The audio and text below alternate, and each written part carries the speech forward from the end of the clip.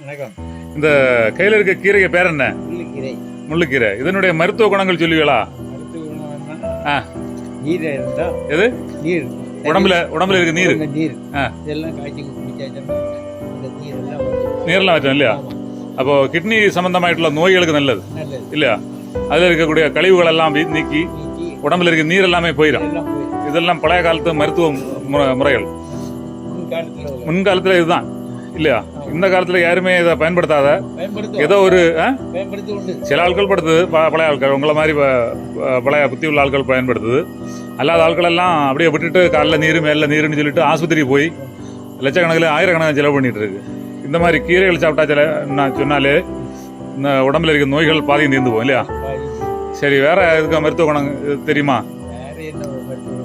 அவ்வளவுதான் இல்லையா? சரி, செய்தியை முடிக்கலாமா?